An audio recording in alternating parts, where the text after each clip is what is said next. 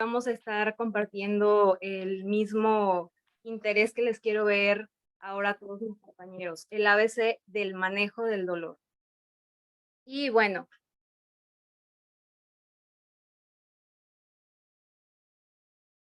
buenos días a todos. La primera universidad en la que yo he estado se llama UANL, Hospital Universitario, Facultad de Medicina. Y aquí, aunque ustedes no lo crean, me han enseñado a seguir alentando la llama de la verdad.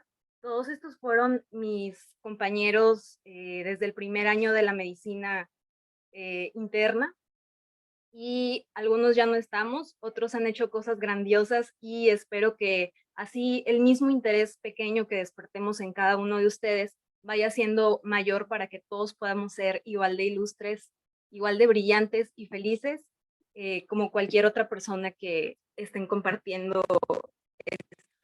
Antes que nada, iniciemos con la definición de dolor. Bueno, antes que nada, iniciemos con la definición de dolor. Para saber un poco de dolor, la especialidad que a mí me parece que solamente puede debatir muy bien este tema, pues son los anestesiólogos y uno que otro algólogo, porque imagínense, tenemos una asociación internacional para el estudio del dolor. Entonces, a pesar de que todos tenemos la misma capacidad de sentirlo, tuvieron que invitar a varios expertos mundiales para comenzar a entender qué se trata este padecimiento, que es uno de los motivos de consulta más frecuentes. Entonces, yo creo que esta imagen ejemplifica bastante todo lo que queremos decir alguna vez. Sin embargo, la clasificación actual se va a definir como una experiencia sensorial y emocional desagradable asociada con daño tisular real o potencial. Aquí recuerden que las palabras clave son sensorial y emocional desagradable, que va a dañar a nuestros tejidos. Y bueno, antes de todo esto, me acuerdo que desde que estaba en primer año de la carrera, pues me decían, te vas a tener que aprender todos los dermatomas del cuerpo, sistema nervioso central, sensitivo, motor, y a mí me abrumaba bastante la cantidad de tiempo que le tienes que invertir a cada una de las pequeñas cosas que te van llamando la atención. Entonces, imagínense qué bonito es todo nuestro cuerpo, y que cada uno de nosotros vaya aprendiendo por la misma curiosidad que tenemos a diario, ¿verdad? Entonces, cuando tú crees que puedes hacer algo mejor, viene algún otro compañero tuyo y te ayuda a que ni los problemas más difíciles o las amistades más frecuentes que llegas a tener pueden sentir mayor o dolor que tú. Entonces, de aquí vamos a partir de otro concepto bastante impresionante, ya que el dolor es multifactorial y dinámico. Por ahí algunos estudios que sí están basados en evidencia definen que hay algunas personas que tienen una percepción distinta del dolor. A mí, en mi experiencia personal, me han comentado que mi umbral del dolor es muy alto porque no me duelen articulaciones, me veo un poco menos adolorida que el resto de las demás personas que se la pasan hablando de algología. Sin embargo, la variabilidad del umbral del dolor y la idea más global es que si tú tienes mayor capacidad para sentir dolor, te vas a ir habilitando para otras cosas más fáciles, por así decirlo. Por lo que tuvieron que invitar, como les comenté, a expertos de todo el mundo para saber creencias, conocimientos y lógica, el contexto social en el que se desenvuelven las personas y las respuestas anticipadas al dolor. Por eso es uno de los temas más apasionantes para mí, ya que la misma capacidad que tenemos todos los seres humanos para sentir siempre va a estar unificada y se va a integrar en esa corteza que a todos nos maravilla de la misma manera. Entonces, el umbral del dolor, pues se va a presentar dependiendo de la escala visual análoga, que yo sé que este ejemplo que tengo aquí está en inglés, sin embargo, es una de las escalas más conocidas. A continuación les voy a enseñar una que otra escala de dolor para que cuando tengan alguna duda sepan usar distintos tipos de saber interpretar el dolor ajeno. Entonces, les voy a enseñar aquí el dibujo de una pequeña muñequita. Si alguien sabe quién es, pues por ahí me puede dejar escrito el nombre de este pequeño personaje, ya que este pequeño personaje que a mí me gustaba mucho leer desde que estaba pequeña, me fue iniciando más interés por la mnemotecnia que les voy a mostrar a continuación. Alicia. Alicia a mí me parece una bastante manera con la cual tú te puedes recordar todas las cosas que le debes de ir preguntando a las personas. Primero, aparición. ¿A qué hora le duele más? ¿En la mañana o en la noche? Irradiación. ¿Se va para algún lado? ¿Siente que ese dolor inicia en un sitio y de repente cambia la intensidad leve, moderada, severa, la localización específica y de ahí partimos para otros lugares de nuestro cuerpo, las características y los atenuantes y los agravantes? Y vaya que, pues, si mencionamos Alicia, parece que estamos describiendo un nuevo mundo de ilusiones y aventuras, pero entre más específicos seamos para describir este padecimiento que tenemos todos, mejor tratamiento le vamos a ir dando a todos nuestros pacientes. Por eso es que Alisa me parece una mnemotecnia bastante buena para acordarnos de la semiología del dolor. Luego vienen otros conceptos como alodinia, que aquí principalmente hay que recordar que la alodinia es un estímulo que normalmente no te va a provocar dolor.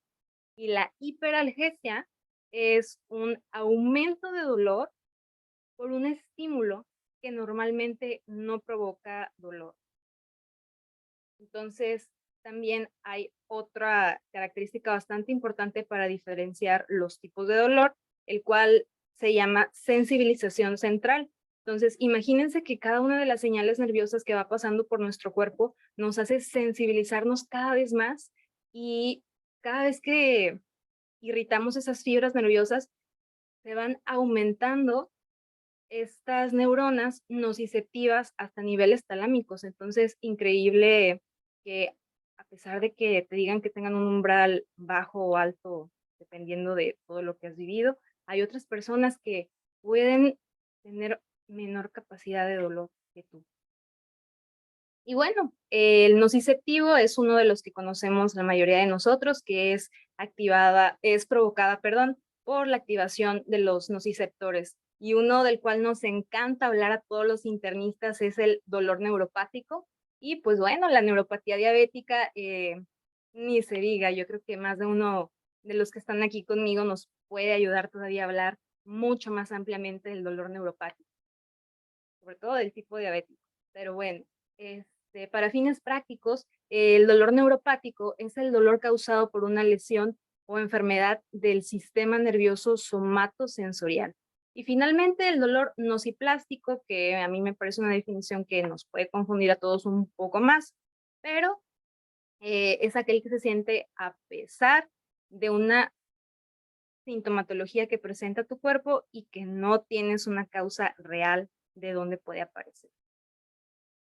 Entonces, pues la pintura que estamos viendo al lado es una de mis pinturas favoritas, hecha por Alberto Durero, que pues es la primera ejemplificación más bien de las primeras eh, pinturas en las cuales se representó a la mujer Eva, ¿verdad?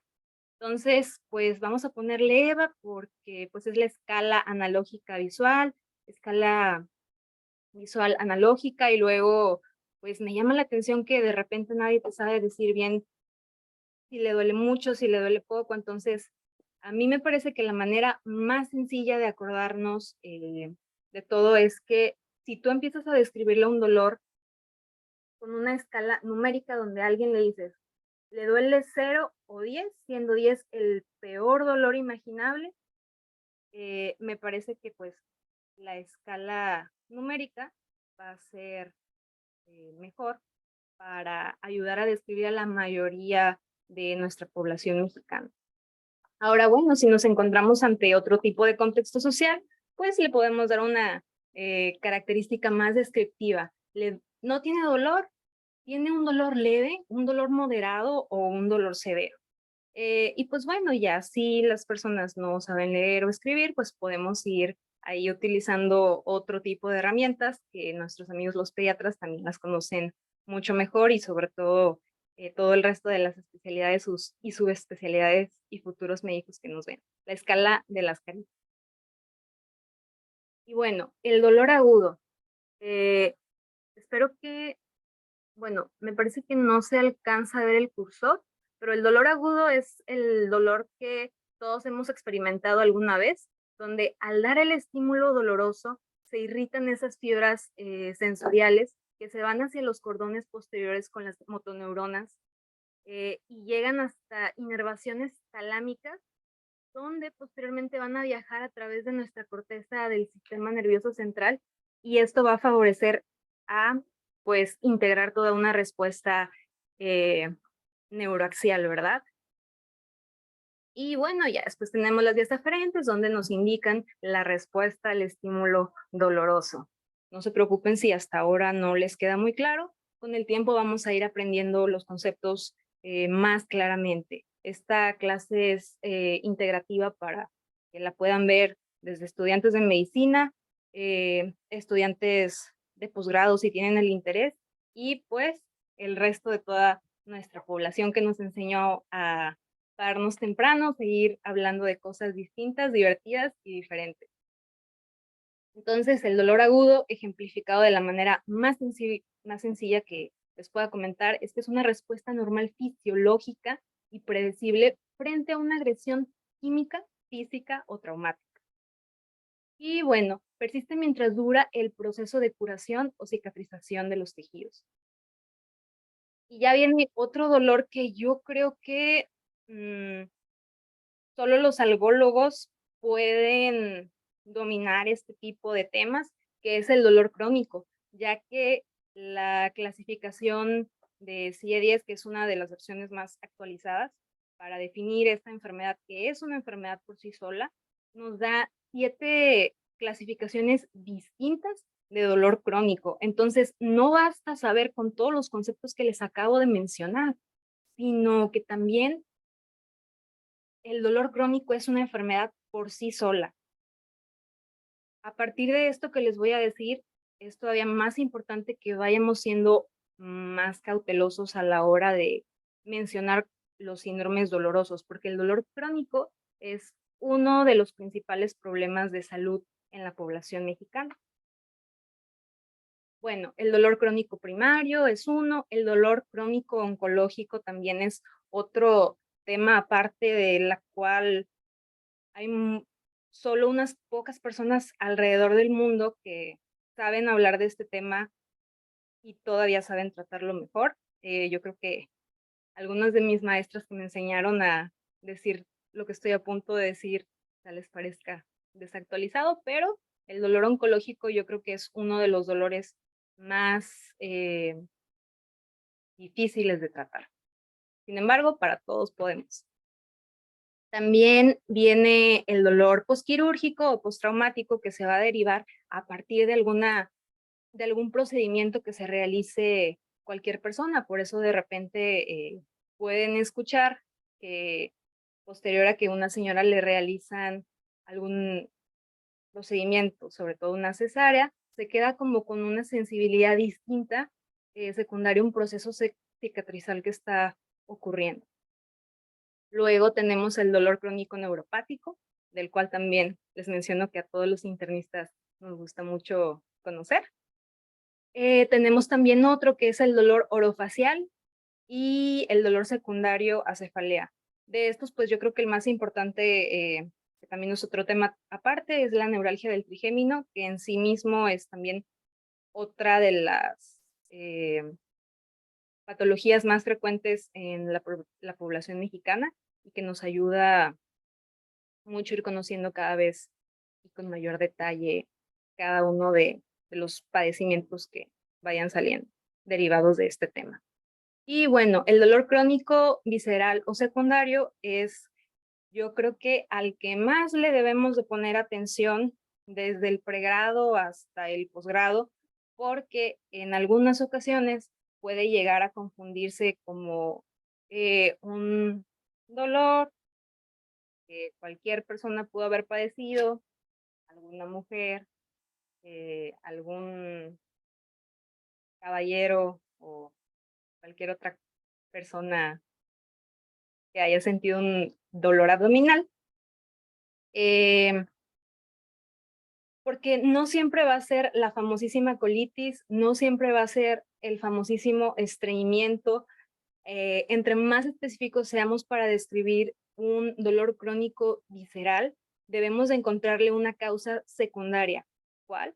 Bueno, para eso hay mucho tema, muchas historias y muchos libros que nos quedan por leer. Y, en fin, continuemos. Esta es una tabla que yo creo que les va a ayudar a saber las diferencias entre uno y otro, porque acá vamos a hablar de la temporalidad. El crónico va a ser por encima de 3 meses y el agudo es un síntoma que se presenta ante el estímulo nervioso.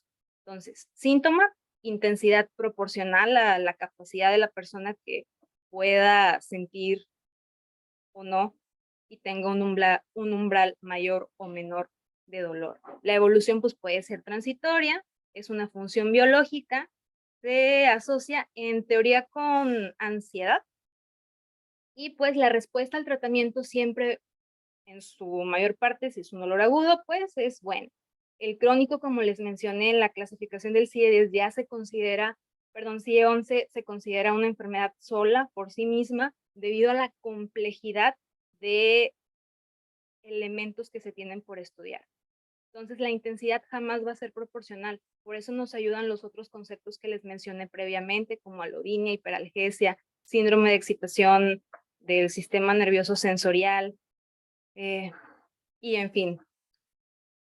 Entonces, la evolución puede ser permanente o recurrente. Función biológica, pues ahí tiene muchos mecanismos distintos y muchos mecanismos fisiopatológicos, de los cuales también la Asociación Española, Europea y la Asociación Americana y algún algólogo mexicano se la pasan hablando y comentando todo el tiempo. Se asocia con depresión, entonces imagínense, no solamente en México tenemos a muchos pacientes diabéticos, hipertensos, sino también con procesos que ayudan a los estados proinflamatorios.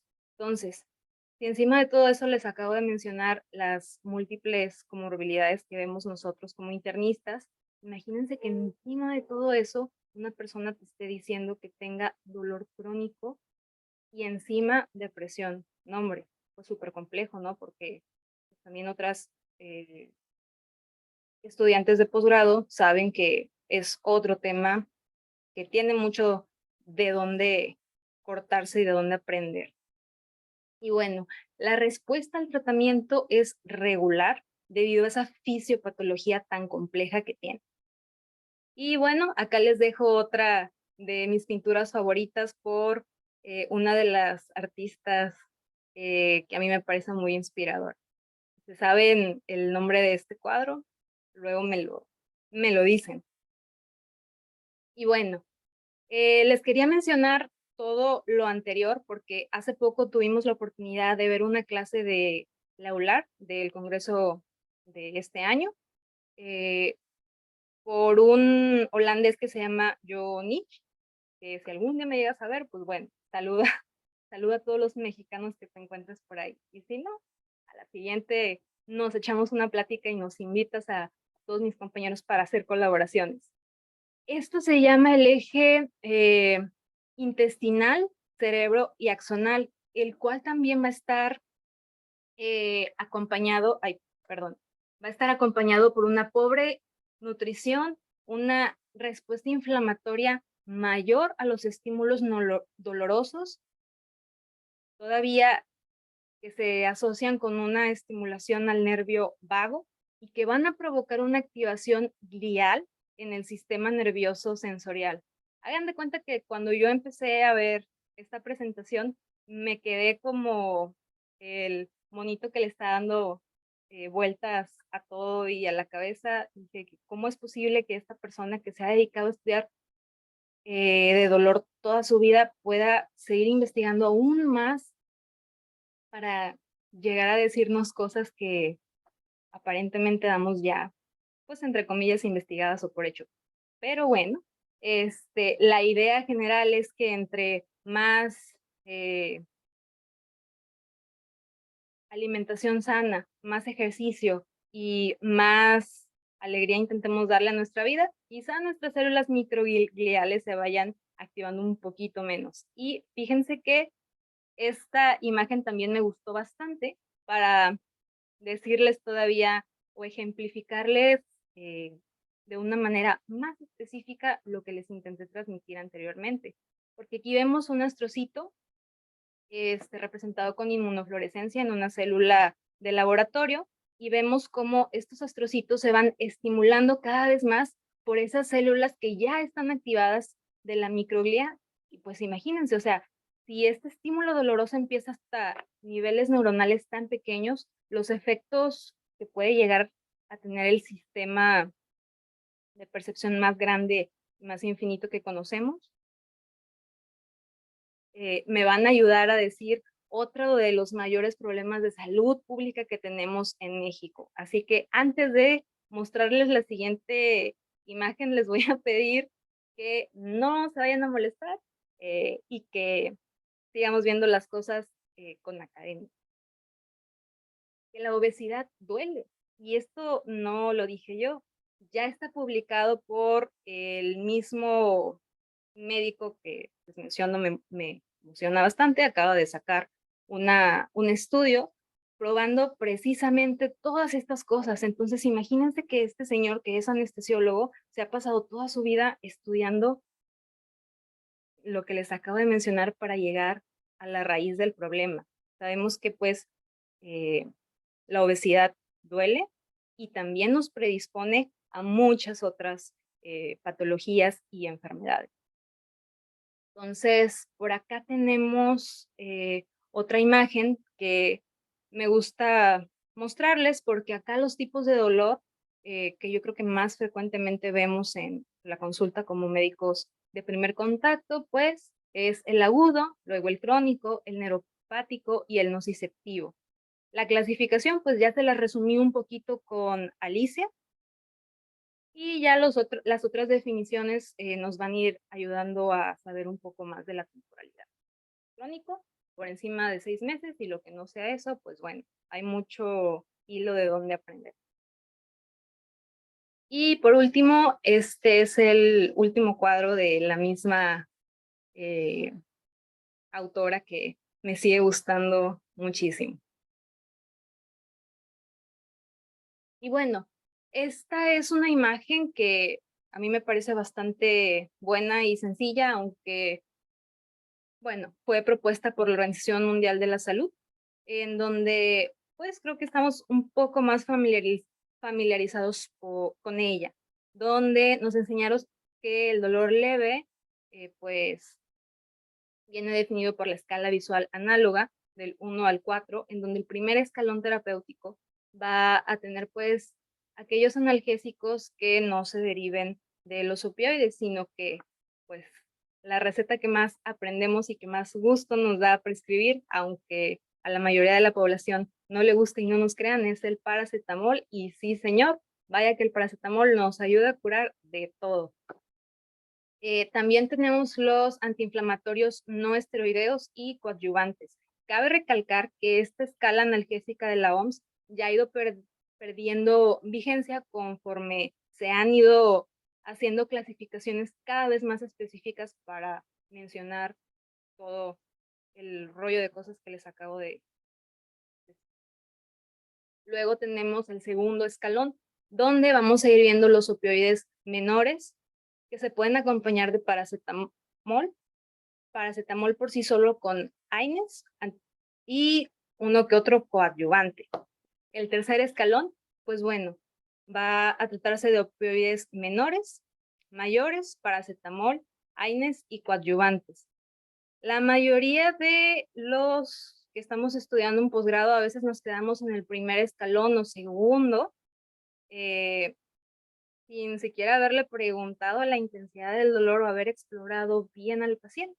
Entonces, recuerden que estamos tomando la mayoría de nuestros pacientes para aprender el tratamiento más preciso que tenemos, pues hay que intentar continuar aprendiendo para brindarles la mejor experiencia que se pueda.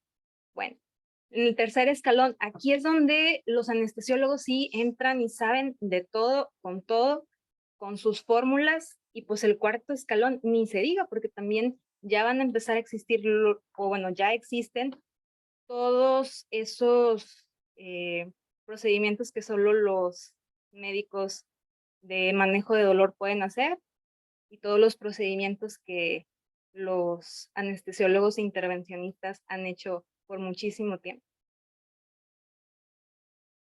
Y bueno, esta es una pequeña tabla que cuando yo la vi, esta es solamente una familia de todas las cosas que podemos prescribir.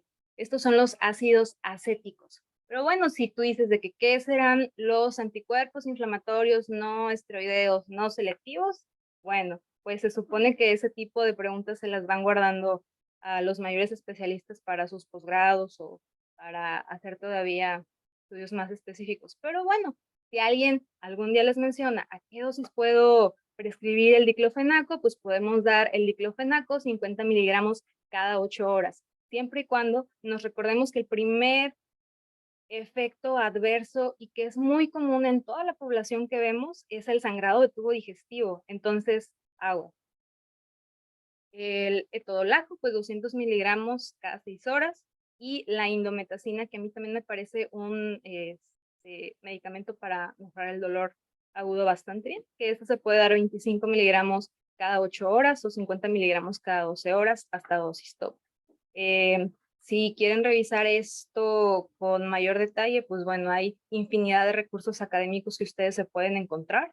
Esta tabla yo la saqué del UpToDate y la traducí un poquito, pero pues bueno, si alguien tiene la intención de continuar mejorando la presentación que les estoy dando, pues bueno, ahí se va a quedar disponible. Y luego tenemos a los ácidos propiónicos, donde el más conocido yo creo que es el ibuprofeno, donde lo puedes dar 400 miligramos cada 4 horas o 600 miligramos cada 6 a 8 horas. Y esto, acuérdense que está basado en lo que se da en Estados Unidos, donde las pastillas sí están bien estandarizadas, sí están aprobadas por la FDA, y pues todos los, en teoría, medicamentos que van saliendo deberían de estar actualizados por la COFEPRIS. Entonces, pues bueno, de ahora en adelante vamos a seguir invirtiendo en todo nuestro conocimiento para dar un tratamiento cada vez mejor a todos nuestros pacientes. El naproxeno, pues bueno, de 250 a 500 miligramos cada 12 horas. Y la oxaprocina, esa no, me parece que no se consigue acá de este lado en México. Y bueno, las otras familias las omití porque son otro tipo de anticuerpos, perdón, de medicamentos antiinflamatorios no esteroideos que dan mucho de qué hablar, pero que pues ese tipo de temas se los vamos a dejar a nuestros amigos los anestesiólogos, alergólogos y todos que se dedican a cuidados paliativos y manejo de dolor.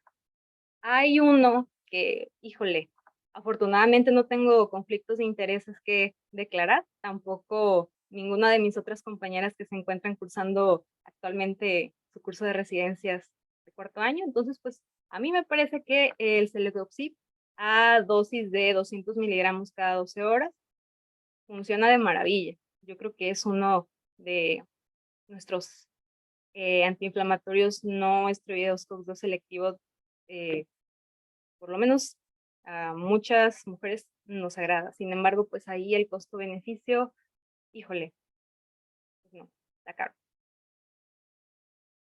Otro que es bastante bueno, pues es el heterocoxib, 30 miligramos una vez al día o 60 miligramos. Algo bien importante que no les había comentado era que cuando vayan a prescribir esta clase de medicamentos se fijen si es de liberación prolongada, LP, y si no dice LP, pues la vida media ya va a ir cambiando respecto a la capacidad de absorción que tiene el intestino. Y bueno, el otro que nos gusta bastante, pues es el acetaminofén, que con que me digan que la dosis tope son 3 gramos, el paciente no tiene ninguna hepatopatía o alguna otra comorbilidad, me parece que con que sepan que la dosis tope es esa y que no van a estar agregando algún otro medicamento distinto, nos puede ayudar bastante.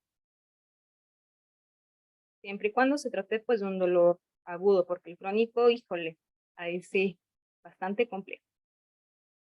Y esta es una tabla que encontré en Google, o bueno, Google, donde pues me parece que te dice lo que tenemos la mayoría de los sistemas de salud actualmente, solamente que pues el ácido acetil salicílico lo usamos los internistas bajo ciertas especificaciones como cardiopatía isquémica, y los otros como pues indometacina, ibuprofeno, y el otro que no nos gusta decir a los internistas que es el ketorolaco, pero funcionan de maravilla, pues bueno, los que les acabo de mencionar funcionan bastante bien para el dolor, y el ácido acetil salicílico, la dosis correcta para cardiopatía isquémica.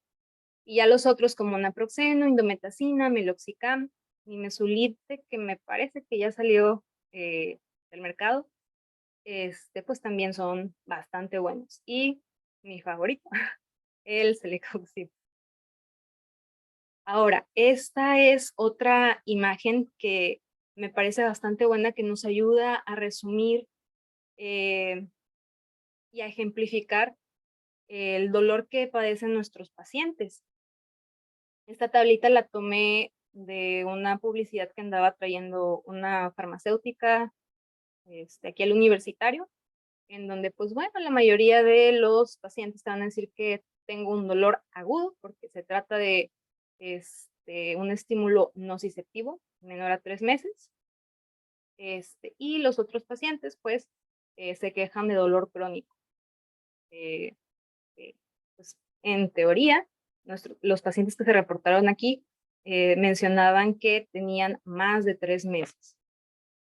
Sin embargo, en este pedacito que se muestra en la tabla donde, bueno, me parece que no se ve el cursor, pero donde empieza a salir en azul en adelante, se van a ir derivando todos los otros síndromes dolorosos del CIE-11 que son todavía más complejos de tratar, como el dolor neuropático diagnosticado, el neuropático probable, nociceptivo o neuropático. Entonces, recuerden que el dolor crónico tiene mucha tela de dónde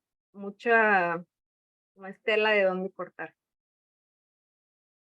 Y bueno, otro concepto bastante importante que también nos ayudaron a decir por ahí en esas clases magistrales que dan por acá en el hospital universitario, pues es el patient journey, en donde tenemos que el dolor crónico va a estar asociado a la dieta, a la higiene del sueño, al estrés, a la inactividad física, a un comportamiento sedentario y a fumar a lo largo de toda la vida. Entonces no crean que porque de repente tú te enseñas a no sentir estímulos dolorosos, no te va a ir doliendo más ni menos, porque vaya que los procesos inflamatorios crónicos también son muy difíciles de estudiar, pero muy interesantes de aprender.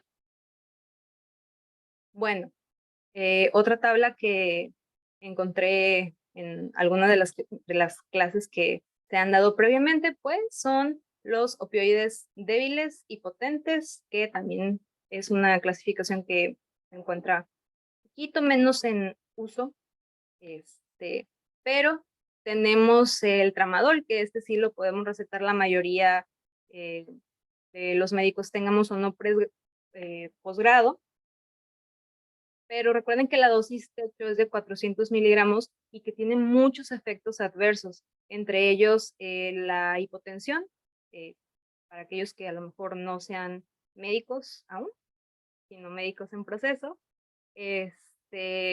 Los efectos adversos más importantes siempre van a ser la hipotensión y el estreñimiento. Entonces, mucho ojo ahí. Y los otros, pues, ya son ahora sí que reservados para los médicos que solo pueden recetar eso, los opioides potentes, porque ahí sí, señores, hay que ir a presentarnos con la COFEPRIS para que no se nos vaya a escapar por ahí uno que otro que quiera robarse las recetas o algo así. Pero bueno, la morfina es bastante buena, la buprenorfina es todavía 100 veces más potente que la morfina, la oxicodona, aunque me parece que ya no se consigue en la mayoría de los lugares de México, la metadona, que esta sí tiene un uso muy restringido para ayudarnos a combatir las adicciones sobre todo. Y pues bueno, el fentanilo y derivado, que sí, que mis compañeros anestesiólogos nos enseñen todo lo que puedan, porque es muy difícil, a mi parecer. Y les digo principalmente que los opioides representan un problema de salud a nivel mundial. Y esto no lo digo yo, no lo dice el señor que va pasando en la esquina, sino lo dicen hasta donde fueron nuestros compañeros jefes de residentes en la ACP, que los opioides representan una crisis de emergencia a nivel mundial, por lo que siempre se debe de estar preguntando por el uso y abuso de de opioides, y tenemos esta tabla que aparece en MDCalc, donde te evalúa el riesgo de uso de opioides y cuándo debes usarla y por qué debes usarla. ¿Okay? Entonces es otra herramienta bastante útil. Y bueno, esta es otra pequeña tabla que saqué de un libro de algología que tengo por ahí, donde vemos a otro de los dolores más frecuentes que vemos, que es la neuropatía diabética, donde de primera línea se recomienda el uso de la duloxetina, amitriptilina, recordando que sobre todo la amitriptilina tiene efectos adversos y hay que estarlos vigilando en los pacientes adultos mayores. La segunda línea, pues bueno, si no nos ha mejorado la duloxetina o la amitriptilina, que esas dos son bastante buenas, pues habría que modificar las dosis previamente mencionadas o agregar un otro adyuvante y neuromodulador. Ahora, para otros tipos de dolor neuropático, se recomienda la amitriptilina y la pregabalina, que pues por ahí tengo un caso muy cercano de un familiar que le dije que tomara pregabalina y me dijo, no, es que esa me duerme mucho. Y vaya que de la persona que estoy hablando, te mando un saludo porque sí, no le caía muy bien la pregabalina. Pero bueno, dosis de 75 miligramos o 50 pareciera ser un poco más tolerable. Y ya pues de segunda línea tenemos que podemos aumentar la dosis de pregabalina o combinar algún otro de los medicamentos que les acabo de decir para ir disminuyendo el dolor. Acuérdense que el dolor neuropático casi siempre viene acompañado de depresión y ese es un tema también muy complejo, que ese se lo dejamos a los psiquiatras. Entonces, esta es una tabla también sacada de alguna de las propagandas que nos traen acá de repente los médicos. Le puse un corazón porque pues ese sí nos lo debemos de saber bastante bien. Que la neuropatía diabética es focal, sí o no. Pues bueno, tenemos parches de lidocaína al 5%. Luego tenemos la polineuropatía diabética, donde podemos dar pregabalina o gabapentina, y los antidepresivos tricíclicos. Recuerden que los mejores pues, van a ser los ISR no selectivos, como la venlafaxina y la duloxetina, asociados con pregabalina y gabapentina, siempre y cuando sabiendo que si los vamos a usar juntos, debemos de saber las indicaciones, las contraindicaciones y los efectos adversos, ya que al unir estas familias maravillosas de medicamentos que curan de todo, pueden darnos efectos adversos conforme vayamos avanzando en las etapas de la vida. Entonces, mucho ojo con todo eso. Si no hay mejoría de dolor, pues podemos utilizar opioides como tramadol u oxicodona. Ahora, para el dolor neuropático, venlafaxina, ¿qué dosis? Pues bueno, la podemos dar una dosis de 37.5 miligramos hasta 75. La imipramina, que se encuentra, me parece que todavía en algunas farmacias disponible como de 25 miligramos, que las dosis son bastante pequeñitas, porque pues bueno, para usarlas en otro tipo de indicaciones, es a dosis distintas. Y pues la gabapentina, que a dosis de 300 miligramos algunos pacientes la toleran, otros no. Una dosis de 150 miligramos es un poco más segura, sobre todo para los pacientes por encima de 65 años. Y los efectos adversos se los recalco bastante bien porque a 3 personas que sigo hablando con todo mi corazón son mis abuelitos, mi abuelita María Teresa, mi abuelito Mario Rendón y por supuesto que mi tía Albino, las edades que solamente ellos les van a poder decir mejor que yo. Entonces, los efectos adversos más importantes que no quiero que se les olviden a nadie de ustedes son arritmias e hiponatremia. Y la mitriptilina también nos puede dar de efectos de conducción nerviosa y mucha interacción medicamentosa. Recuerden que los adultos mayores tienen mayor predisposición a tener otro tema que tiene mucha tela de dónde cortar, es la polifarmacia, y eso debe de evitarse en cualquier paciente que... Bueno.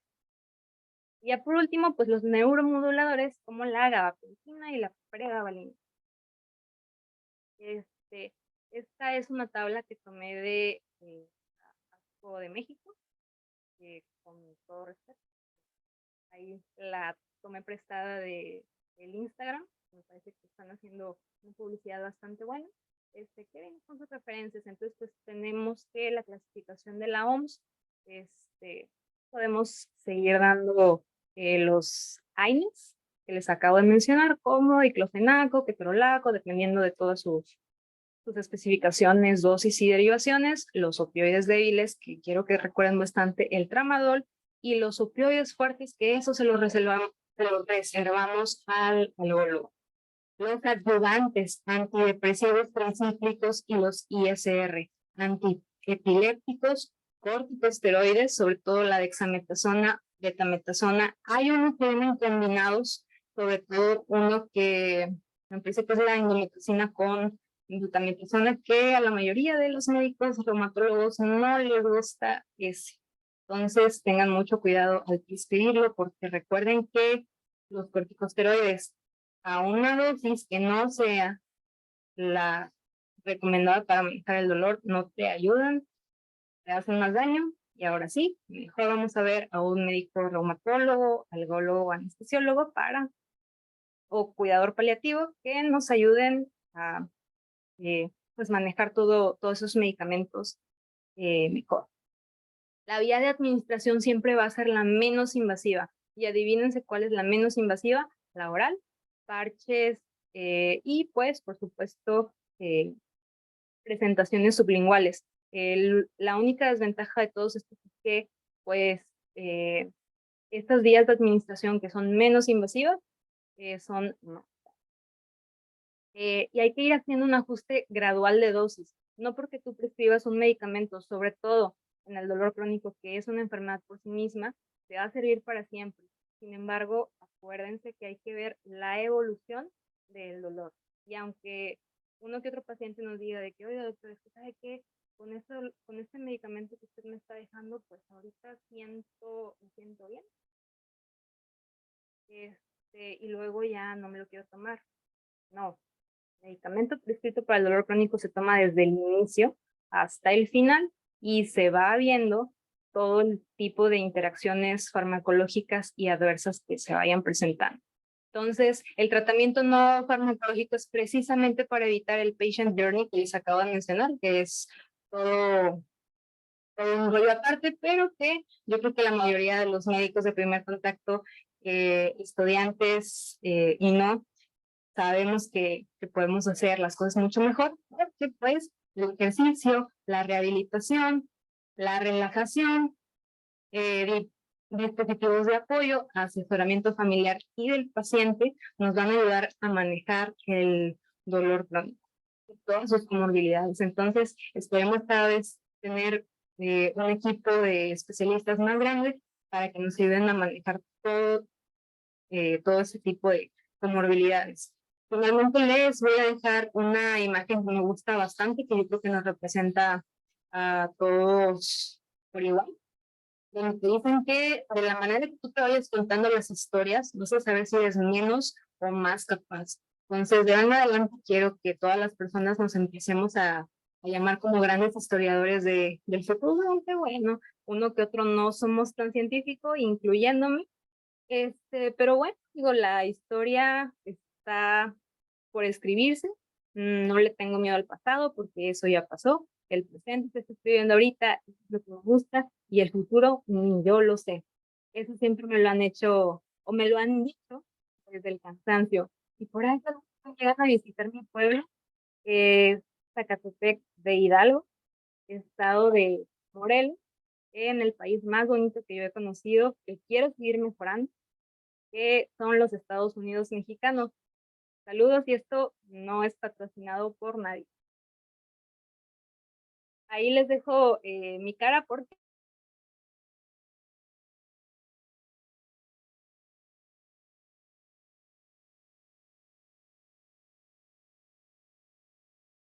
Hasta luego.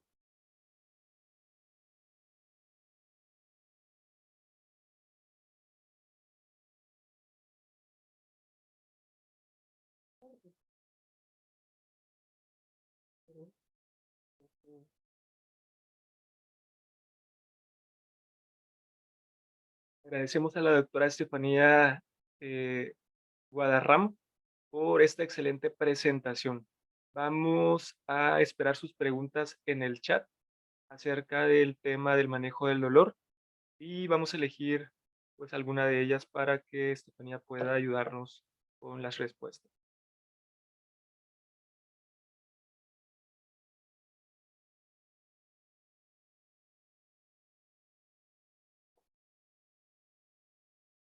Cristian,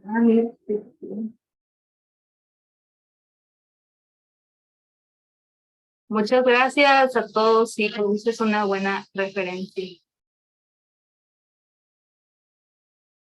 Bueno, si llegan a tener alguna otra pregunta en la cual le podamos ayudar, pueden reservarla pueden reservarla al final. O la pueden mandar a mi correo también. Si quieren que les haga llegar la...